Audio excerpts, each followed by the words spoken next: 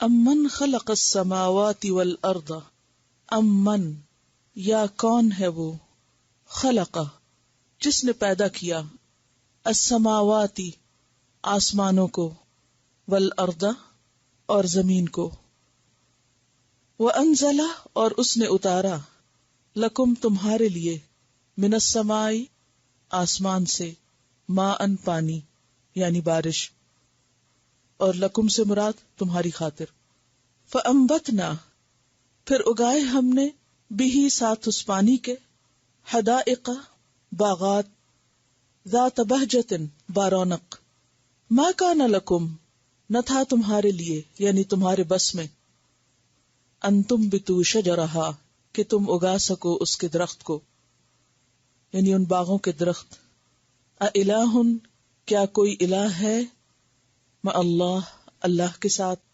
بل ہم بلکہ وہ، قوم ایک قوم ہے، یا لوگ ہیں، یعدلون جو انحراف کرتے ہیں یا برابر قرار دیتے ہیں۔ یہاں سوالیہ انداز میں توحید کی بات ذہنوں میں راسخ کی جا رہی ہے کہ لوگوں سوچو تو صحیح، غور تو کرو کہ وہ کون ہے جس نے یہ آسمان و زمین پیدا کیے۔ کیا کوئی تمہارے شریک، کوئی بت، کوئی اصنام اس قابل ہیں کہ جو اتنی بڑی کاریگری کر سکیں، ایسی بہترین تخلیق کر سکیں؟ پہلے آسمانوں کا ذکر کیا گیا، بلند چیز کا، پھر زمین کا ذکر کیا گیا، پھر بارش کا ذکر کیا گیا اور اسے آسمان سے آنے والی چیز قرار دیا گیا، پھر زمین کی نباتات کا ذکر کیا گیا، اور یہاں آپ دیکھ رہے ہیں کہ پہلے غائب کا صیغہ ہے اور پھر انبتنا، غائب سے حاضر کی طرف ہو گئی بات، یعنی متکلم کا صیغہ استعمال کیا گیا ہے۔ تو یہ تاکید کے لیے ہے کہ یہ کام صرف اللہ ہی کا ہے۔ پہلے تو سوال کیا گیا کہ کون ہے وہ، اور پھر جواب دیتے ہوئے کیا فرمایا، وہ ہم ہی ہیں کہ جس نے یہ بارونق باغات اگائے ہیں۔ حدائق اس کا واحد حدیقہ ہے۔ حدیقہ کا لفظ حا دال قاف سے ہے۔ حدیقہ اس باغ کو کہتے ہیں جس کے چاروں طرف باؤنڈری وال ہو۔ تو اس سے مراد خاص باغات ہیں، کیونکہ ہر باغ کے ارد گرد باؤنڈری نہیں ہوتی۔ عام طور پر جو پبلک پلیسز ہوتی ہیں وہ ایسی نہیں ہوتی۔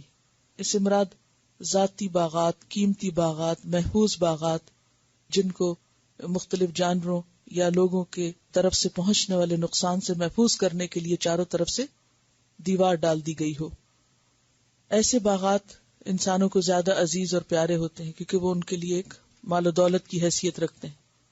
کہا گیا کہ جس مال سے، جس زمین سے، جن باغوں سے تمہیں محبت ہے، کبھی سوچو تو صحیح کہ یہ تمہیں دیے کس نے ہیں، اور ان باغوں کے اندر کس قدر رونق ہے، کس قدر خوشنمائی ہے، تازگی ہے۔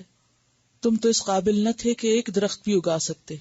ما کان لکم ان تنبتوا شجرہا، اگر اللہ نہ اگائے، اللہ زمین کے اندر ایسی طاقت نہ رکھے یا پورے ماحول سے ایسے اسباب فراہم نہ کرے جو ایک درخت کو اگنے کے لیے چاہیے، تو انسان اس ماحول کو فراہم کر ہی نہیں سکتا۔ ما کان لکم ان تنبتوا شجرہا، یعنی تم اس پہ قادر نہیں ہو۔ سوچو، جب آسمان اللہ نے پیدا کیے، زمین اس نے بنائی، بارش اس نے برسائی، باغ اس نے لگائے، درخت اس نے اگائے، تو پھر کوئی اور الہ کیسے ہو سکتا ہے؟ اِلٰہ مع اللہ، کیا پھر بھی اللہ کے ساتھ کسی اور کو الہ قرار دیتے ہو؟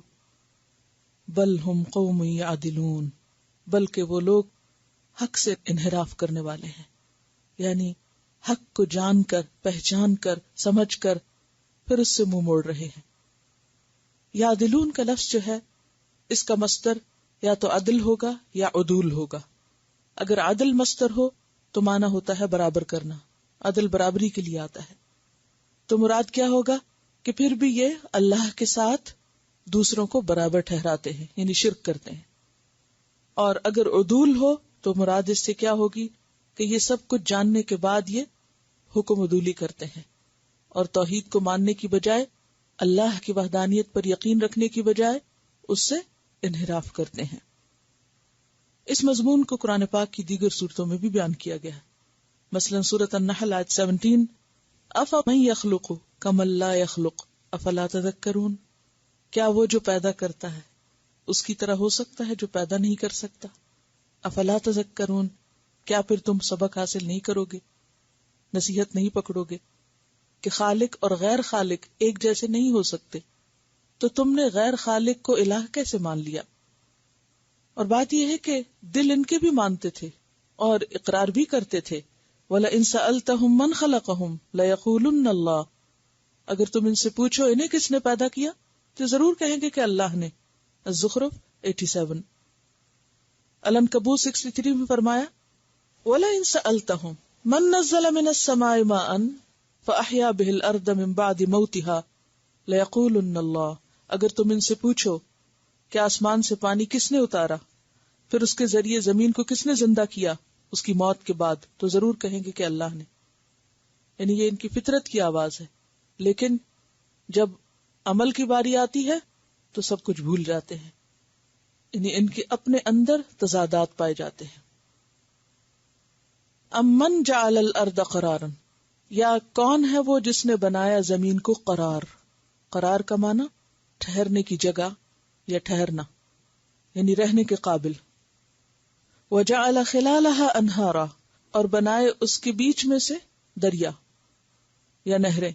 وجعل لها رواسیا، اور بنائے اس کے لیے پہاڑ. وجعل بین البحرین حاجزا، اور بنایا دو سمندروں کے درمیان ایک رکاوٹ کو. اِلٰہٌ مع اللہ، کیا اللہ کے ساتھ کوئی اور الہ بھی ہے؟ بل اکثرهم لا يعلمون، بلکہ ان میں سے اکثر علم نہیں رکھتے. یہاں مزید کچھ دلائل دیے جا رہے ہیں.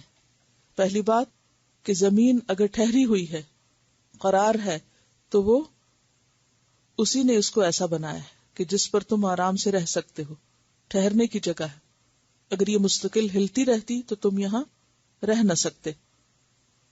اور پھر صرف زمین نہیں بنائی، بلکہ اس میں تمہاری زندگی کے لیے پانی کا انتظام کیا، اور اس کے بیچوں بیچ پوری زمین پر پانی پھیلا دیا جس پر تمہاری زندگی کا انحصار ہے.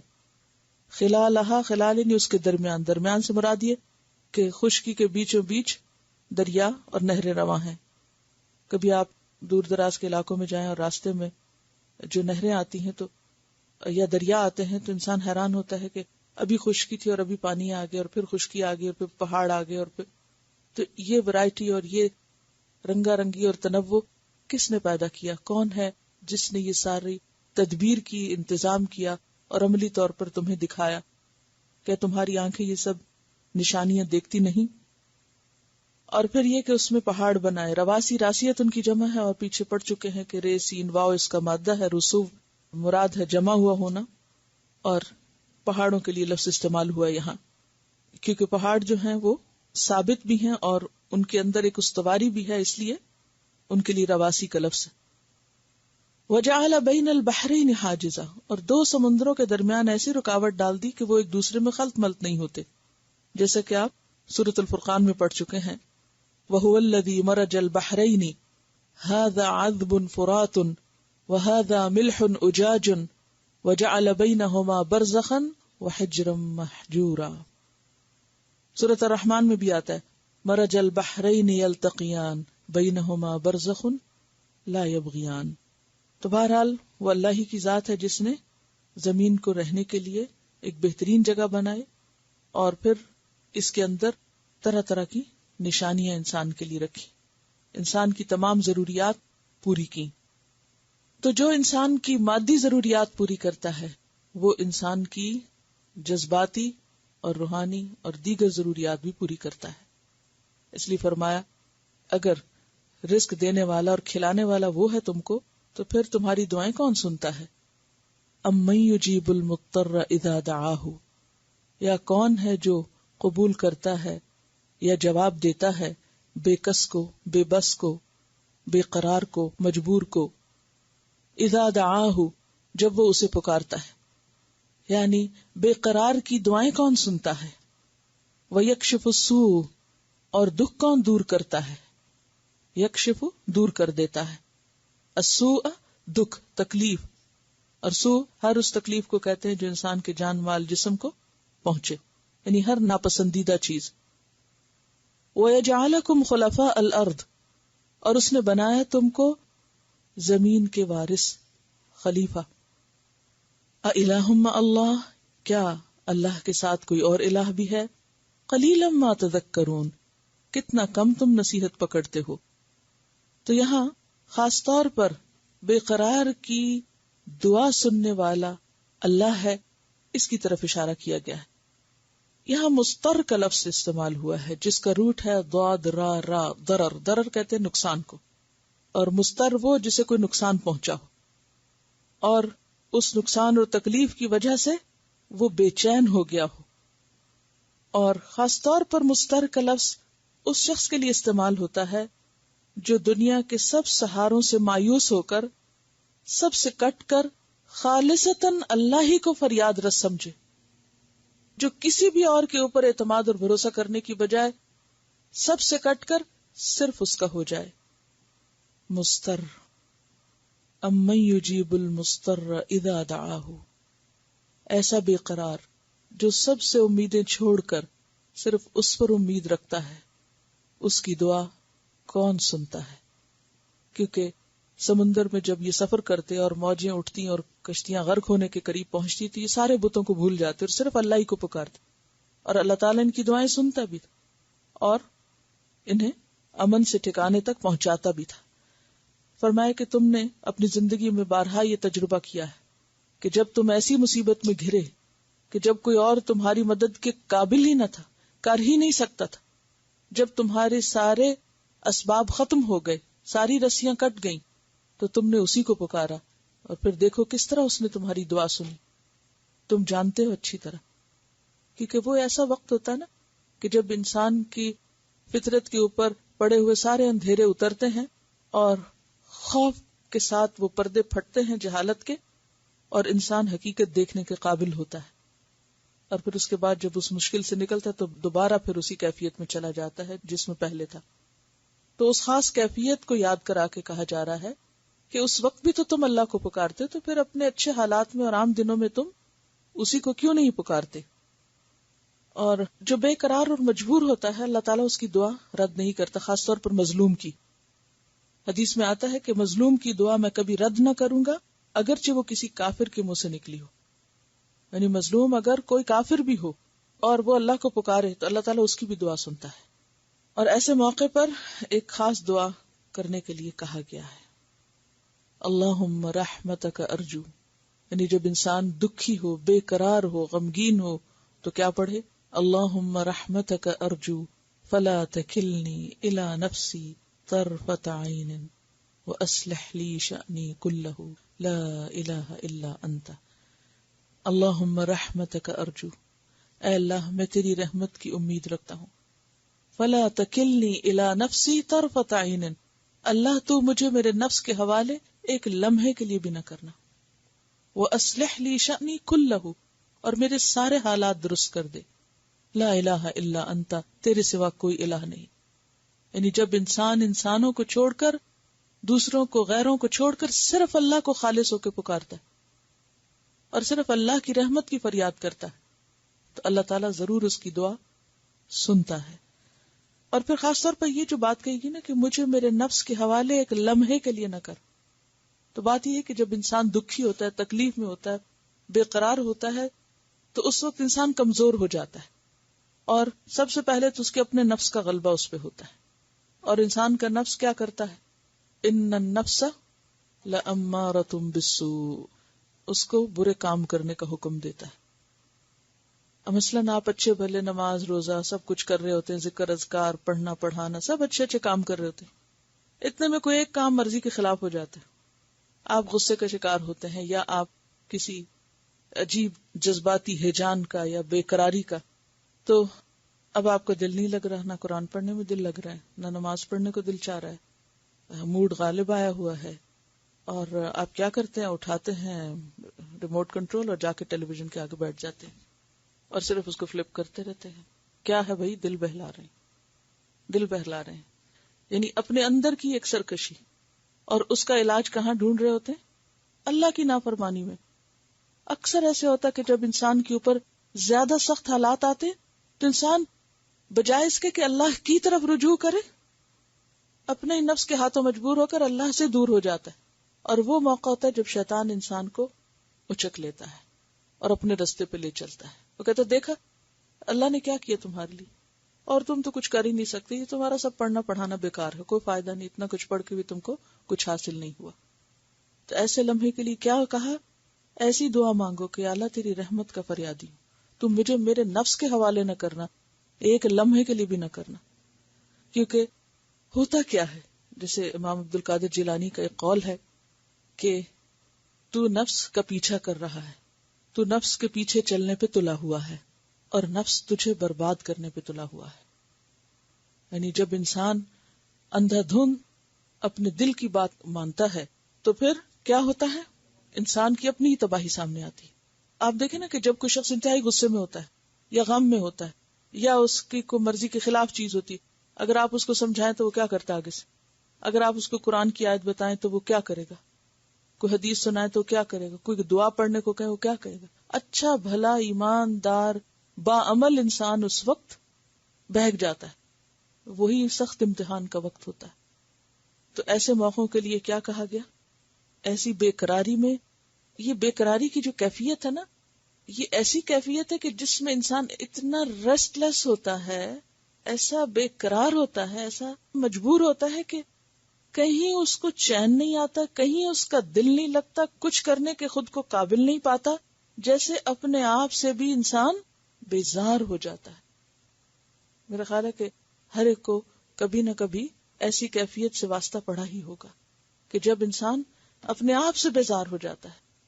آپ ایک چیز ٹرائی کرتے ہیں، دوسری تیسری چوتھی، ایسا لگتا ہے کچھ بھی ورک آؤٹ نہیں کر رہا. تو ایسے میں پھر کیا ہوتا ہے، وہی ایک ہستی. جب آپ کو سب غیر اللہ سے مایوسی ہو جائے، عام طور پہ کیا ہوتا ہے، تھوڑی بہت پریشانی ہو تو کچھ لوگ کھانے پینے کی طرف دوڑو، وہ کھانا شروع کر دیتے ہیں، کچھ لوگ کچھ اور شروع کر یعنی کہ مختلف طرح کے حربے آزماتے ہیں. لیکن کوئی ایسا وقت ہوتا ہے جب نہ کھانا پینا اور نہ سیر و تفریح اور نہ میوزک اور نہ دوست اور نہ کچھ بھی اچھا نہیں لگتا ہوتا نا. یہ کیا ہوا، یہ جو غیر اللہ کے سہارے لیتے رہتے ہیں نا وقتاً فوقتاً پریشانیوں کے علاج کے لیے، وہ سارے کٹ جاتے، ختم ہو جاتے. ایسے میں اگر کوئی واقعی خالص ہو کر اللہ کو پکارے تو اللہ ضرور سنتا ہے. اور پھر یہ کہ اس وقت اللہ کو پکارنا اتنا ہی مشکل بھی ہوتا ہے. تو ایسے کہ جیسے ڈیسپریٹ ہو کے کوئی اللہ کی طرف پلٹتا ہے، اللہ تعالیٰ فرماتے ہیں کہ تمہیں مایوس تو نہیں کبھی کیا، تم پلٹو تو صحیح. اور اس اپنے آپ کو ہی پلٹانے کے لیے ایسا جیسے کوئی تھرو کرنا پڑتا ہے، دھکا دینا پڑتا ہے کہ ہاں پلٹو. اور جو پلٹ جاتا ہے پھر اللہ اس کو تھام لیتا ہے، اللہ اس کو مایوس نہیں کرتا، گرنے سے بچا لیتا ہے. امن یجیب المضطر اذا دعاہ، ہے پھر کوئی اور، کوئی بھی تو نہیں. تجربہ کر کے دیکھتے ہو کوئی نہیں ہوتا، اور کوئی نہیں بہلا سکتا تمہیں. وہ وہی ہے جو تمہیں اس وقت بھی تھامتا ہے. اور واقعی انسان جب پھر اس کی طرف پلٹتا ہے تو دل کو قرار آ جاتا ہے، چین آ جاتا ہے. الا بذکر اللہ تطمئن القلوب، اس وقت دلوں کی غذا اور علاج اللہ کا ذکر ہی ہوتا ہے. اس کو نہیں بھولنا چاہیے کسی بھی لمحے، ورنہ دنیا میں تو امتحان ہے، ہر وقت کچھ نہ کچھ ہوتا ہی رہے گا، ہر روز ایک نیا ٹیسٹ ہے. وَيَكْشِفُ السُّوءَ، اور وہ دور کر دیتا ہے دکھ اور تکلیفوں کو. وَيَجْعَلَكُمْ خُلَفَاءَ الْأَرْضِ، اور بناتا ہے تم کو زمین کا خلیفہ، یعنی تمہیں زمین میں مزید جینے کا اور دنیا سے فائدہ اٹھانے کا موقع بھی دیتا ہے. ورنہ کیا ہوتا ہے جب مایوسی حد سے بڑھتی تو بسا اوقات انسان کیا سوچنے لگتا، خودکشی، سوئسائڈ. بہت سے لوگوں کو آپ نے سنا ہوگا اچھے بھلے سمجھدار اور کیا باتیں کرنے لگتے، دل چاہتا ہے خود کو ختم کر دے. لیکن اللہ انسان کو تکلیفوں سے نکال کر زمین پہ رہنے کا موقع دیتا ہے، فائدہ اٹھانے کا. الہم اللہ، پھر بھی نہیں اللہ کو پہچانتے. جو ڈپریشن سے تمہیں نکالتا ہے تم اس کو نہیں پہچانتے. کون ہے جو تمہیں اس وقت مدد دیتا ہے؟ کیا اس کے علاوہ کوئی اور الہ ہے؟ قلیلا ما تذکرون، کتنا کم تم سبق حاصل کرتے ہو، کتنا تھوڑا سمجھتے ہو، کتنی تھوڑی نصیحت قبول کرتے ہو. کیونکہ جب بھی ایسی کوئی کیفیت ہوتی ہے تو سارے سبق بھول جاتے ہو، عقل بھی ہاتھ سے جاتی ہے اور ساری سمجھ بوجھ اور حکمت وزڈم ہر چیز پار لگ جاتی ہے. امن یہدیکم فی ظلمات البر والبحر، امن یا کون ہے، یہدیکم جو دکھاتا ہے تم کو، راہ دکھاتا ہے تم کو، فی ظلمات البر والبحر، خشکی اور سمندر کے اندھیروں میں کون راستہ دکھاتا ہے. ومن یرسل الریاح بشرا بین یدی رحمتہ، اور کون بھیجتا ہے ہواؤں کو، بشرن خوشخبری دینے والیاں، بین یدی پہلے، رحمتہ ہی اس کی رحمت یعنی بارش کے، بارش سے پہلے ہواؤں کو کون بھیجتا ہے. ان ہواؤں کی آمد سے پتہ چلتا ہے کہ بارش آنے والی ہے. الہ مع اللہ، کیا اللہ کے ساتھ کوئی اور الہ بھی ہے. یہاں دو باتیں کی گئی. ایک تو یہ کہ راتوں کو اندھیرے میں اللہ نے بندوں کو سفر کرنے کے لیے، مختلف سمتیں معلوم کرنے کے لیے انتظام فرمائے، جیسے سورۃ النحل 16 میں آتا ہے وعلامات وبالنجم هم يهتدون، اور بہت سی علامتیں بنائی اور ستاروں کے ساتھ وہ راہ پاتے ہیں. یعنی ستاروں کو اس نے بنایا تاکہ تمہیں اپنی منزل کا پتہ چلے. سورۃ انعام 97 میں بھی فرمایا وَهُوَ الَّذِي جَعَلَ لَكُمُ النُّجُومَ لِتَهْتَدُوا بِهَا فِي ظُلُمَاتِ الْبَرِّ وَالْبَحْرِ، وہ اللہ ہی ہے جس نے تمہارے لیے ستارے بنائے تاکہ تم خشکی اور سمندر کے اندھیروں میں راہ پا سکو. تو یہ اللہ ہی کی ذات ہے جو راتوں کو اندھیرے میں راہ دکھاتا ہے. اور پھر وَمَن يُرْسِلُ الرِّيَاحَ بُشْرًا بَيْنَ يَدَيْ رَحْمَتِهِ، اور بارش سے پہلے ٹھنڈی ہوائیں بھیجتا ہے. اب دیکھیے کہ پیچھے مستر کی بات ہوئی، یہاں اندھیروں کی بات ہوئی، اور انڈائریکٹلی گرمی اور گھبرا دینے والے موسم کی بات ہوئی کہ اس وقت بھی کوئی نہ کوئی وے آؤٹ ہوتا ہے. جیسے رات کے اندھیرے ہوتے ہیں نا، تو انسان کو کیسے لگتا ہے کوئی راستہ نہیں پتہ چلتا، تو اس میں ٹمٹماتے ستارے جو ہیں وہ منزل کا پتہ دیتے ہیں کہ کدھر کو جانا ہے. اگرچہ دن جیسے سورج کی روشنی نہیں ہوتی لیکن پھر بھی ہوپ موجود ہے. اسی طرح بارش کب آتی ہے؟ آپ نے دیکھا ہوگا کہ جب خوب گرمی ہو جاتی ہے اور ایک گھبراہٹ سی شروع ہو جاتی ہے تو پھر ہم کیا کہنے لگتے ہیں، اب بارش ہوگی. ہمیں اندازہ ہوتا ہے کہ جب ایکسٹریم پہ ویدر چلا جاتا ہے تو پھر ہوائیں چلنے لگتی ہیں. جو ہی ہوا چلنے لگتی ہے تو ہم پریڈکٹ کرنے لگتے ہیں بارش آنے والی. تو کائنات کے مشاہدے سے سبق سیکھو. تم دیکھتے نہیں ہو کہ جب اندھیروں پہ اندھیرے ہو جاتے ہیں تو بھی اللہ رستے دکھاتا ہے، اور جب حالات انتہائی تکلیف دہ ہو جاتے ہیں تو اللہ کہیں نہ کہیں سے ٹھنڈی ہوا بھیج دیتا ہے اور خوشخبری دے دیتا ہے، کوئی گڈ نیوز مل جاتی ہے. یہ سب ہمارے لیے سبق ہے. اور یہ سب کرنے والا کون ہے؟ اور اندھیرے بھی ہمیشہ نہیں رہتے، اور حالات کی گرمی سردی بھی ایک جیسی نہیں رہتی. یہ موسم بھی تبدیل ہوتے رہتے ہیں، اور دن رات کو بھی اللہ بدلتا رہتا ہے. یقلب اللہ اللیل والنہار. لیکن مشکلات میں وہ ساتھ نہیں چھوڑتا، مشکلات میں بھی وہ راستہ دکھاتا ہے. ہر مشکل کا سولوشن موجود ہے، بس خود کو تھام کے رکھو، صبر کرو. اور اگر نہیں صبر کرتے اور اس سے منہ موڑ جاتے ہو، منہ پھیر جاتے ہو، اس پر سے اعتماد چھوڑ دیتے ہو، تو پھر کون ہے اور جو تمہارے لیے کچھ کرے گا؟ الہ مع اللہ، اس چھوڑ کے کہیں اور جانا ہے کوئی یہ جو تمہیں یہ سب دے گا؟ کوئی بھی تو نہیں. تعالی اللہ عما یشرکون، بہت بلند ہے اللہ ان سب چیزوں سے جنہیں وہ شریک ٹھہراتے ہیں. امن یبدأ الخلق، یا وہ کون ہے جو ابتدا کرتا ہے خلق کی، تخلیق کی، یعنی ابتدائی تخلیق کس نے کی. ثم یعیدہ، پھر وہ لوٹاتا ہے اس کو یا لوٹائے گا اس کو. ومن یرزقکم من السماء، اور کون رزق دیتا ہے تم کو آسمان سے، والارض، اور زمین سے. االہ مع اللہ، کیا اللہ کے ساتھ کوئی اور الہ بھی ہے؟ قل ہاتوا برہانکم، کہہ دیجئے لاؤ اپنی دلیل اگر کوئی ہے تو، ان کنتم صادقین، اگر تم سچے ہو۔ اب یہ اتنی حیرت انگیز بات ہے کہ خلق کی ابتدا اس نے کی۔ آج تک دنیا کی کسی لیبارٹری میں روح پیدا نہیں کی جا سکی، کوئی کسی چیز میں جان نہیں ڈال سکا۔ اب انسان جس مادے سے بنا ہے، ایک سیل کو بھی کوئی ایکٹیویٹ نہیں کر سکا۔ ڈی این اے میں کوئی یہ طاقت پیدا نہیں کر سکتا کہ وہ بڑھ کر انسان بنا سکے۔ کوئی انسان اس قابل نہیں۔ ابتدا کس نے کی؟ اوریجن کہاں سے؟ لائف کی اوریجن کہاں سے؟ کون دیتا ہے؟ ماں کے پیٹ میں روح کون ڈالتا ہے؟ ابتدائی انسان کو کس نے بنایا؟ انسانوں کا آغاز کہاں سے ہوا؟ اگر اللہ کے سوا کوئی اور ہے تو پھر ساری مخلوق میں سے انسان ہی زیادہ عقل مند ہے۔ انسانوں کو چاہیے تھا کہ انسانوں کے علاوہ کچھ اور مخلوق بھی بنا لیتے، نہیں بنا سکے۔ تو تخلیق کی ابتدا اسی نے کی، اور جو ابتدا کرتا ہے وہ اعادہ بھی کر سکتا ہے، وہ ریپیٹ بھی کر سکتا ہے۔ انہ هو یبدئ ویعید، البروج 13۔ الروم 27 میں فرمایا وَهُوَ الَّذِي يَبْدَأُ الْخَلْقَ ثُمَّ يُعِيدُهُ وَهُوَ أَهْوَنُ عَلَيْهِ، اسی نے ابتدا کی، وہی اعادہ کرے گا، اور اس پر زیادہ آسان ہے۔ دوسری دفعہ پیدا کرنا تو اور بھی آسان ہے۔